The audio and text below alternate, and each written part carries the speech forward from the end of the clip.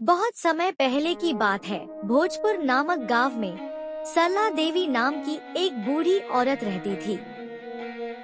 वह विधवा थी। उसका एक बेटा था जिसका नाम था राजीव। पति के मृत्यु के बाद सरला देवी ने राजीव को पाल पोस कर बड़ा किया। उसकी दुनिया घर पूजा और बेटे की सलामती में सिमटी हुई थी। राजीव अब बड़ा हो गया था। वह घर से दूर शहर में नौकरी कर रहा था। एक दिन सरला देवी के पास राजीव का फोन आया। उसने कहा, माँ, मैं शादी कर चुका हूँ। उसका नाम मीना है। मैं उसे लेकर अगले हफ्ते आ रहा हूँ। यह सुनकर सरला देवी उदास हो गई। उन्होंने कहा, बिना बताए बिना पूछे शादी कर ली और अब घर भी लेकर आ रहा है। उनका दिल टूट गया, लेकिन उन्होंने गुस्से की जगह चुप्पी को चुना। अगले हफ्ते मीना पहली बार गांव आई। सिंपल सूट, पानी माथे पर, छोटा सा बिंदी आंखों में, झझक और चेहरे पर हल्की सी मुस्कान थी। सरला देवी दरवाजे के पास खड़ी थी, सख्त चेहरा लिए। मीना ने धीरे से उनके पाँव छुए। सरला देवी के चेहरे पर गुस्सा था, लेकिन कुछ बोली नहीं। राजीव ने माहौल हल्का करने की कोशिश की और बोला, माँ, यह बहुत अच्छा खाना बनाती है और सीधी सादी भी है। बस थोड़ा समय दो। सरला देवी बस एक ठंडी सांस लेकर भीतर चली गई। कुछ हफ्ते बीते। मीना सुबह उठकर घर का काम करती। सरला देवी के साथ रसोई में मदद करती। उनकी आदतों को समझने की कोशिश करती। लेकिन सरला देवी अब भी दीवार बनाई हुई थी। एक बार मीना ने पूछा, माँ जी, चाय में अदरक डाल दूं? इस पर सरला देवी बोलती है, तू रहने दे, मुझे अपनी आदत निभानी आती है। मीना चुप हो जाती है। एक दिन दोपहर में सरला देवी को तेज बुखार हो गया। राजीव शहर में था। फोन की लाइन भी बार बार कट रही थी। मीना घबराई नहीं। सबसे पहले उन्हें कमरे में सुलाया, डॉक्टर को बुलाया, डॉक्टर से दवा ली और खुद पूरे दिन उनके पास बैठकर उनकी सेवा करती रही। जब सरला देवी की आंखें खुली, उन्होंने देखा मीना जमीन पर बैठी है, हाथ में दवा की शीशी और माथे पर चिंता की लकीरें। उनका दिल पिघल गया। उन्होंने उसे बुलाया। मीना बोली, हाँ माँ जी। उन्होंने कहा, थक गई होगी, जा सो जा। मीना ने कहा, आप ठीक हो जाइए, फिर मैं आराम करूँगी। फिर सरला देवी मीना की तरफ देखते हुए कहा, तू बहू नहीं, तू तो मेरी बेटी है। यह सुनकर मीना की आंखें भर आई। उसने भगवान का शुक्रिया और सरला देवी से बोली, माँ की मेरी माँ तो बहुत पहले चली गई थी, अब लग रहा है जैसे वापस आ गई।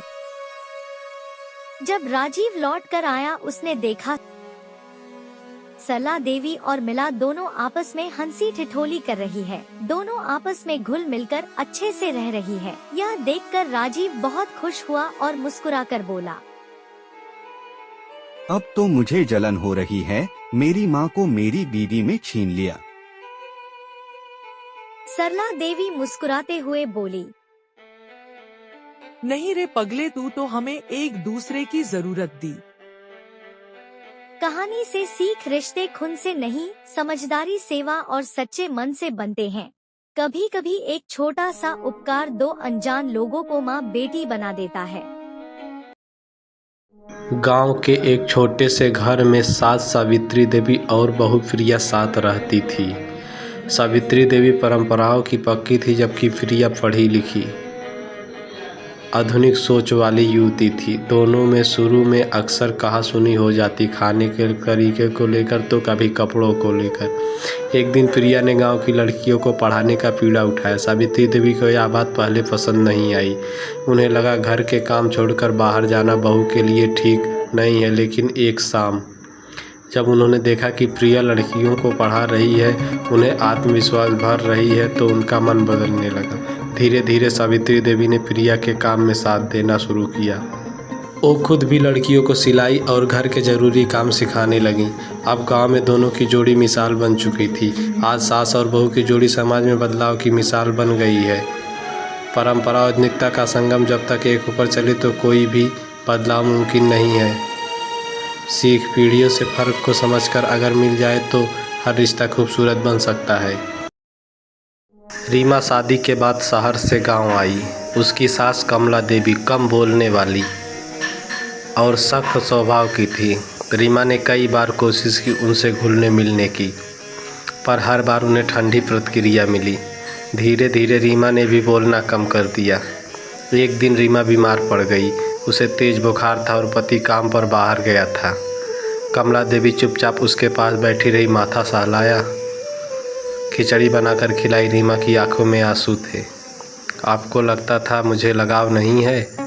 रीमा ने धीरे से कहा। कमला देवी मुस्कुराई, मैं माँ हूँ, बस प्यार दिखाना नहीं आता। उस दिन के बाद दोनों के बीच की चुप्पी की दीवार टूट गई। अब दोनों साथ में हंसती, काम करती, एक दूसरे का सहारा बन गई। पूजा की शादी को 2 साल हुए थे। उसकी साथ लता जी परंपरावादी थी, जो मानती थी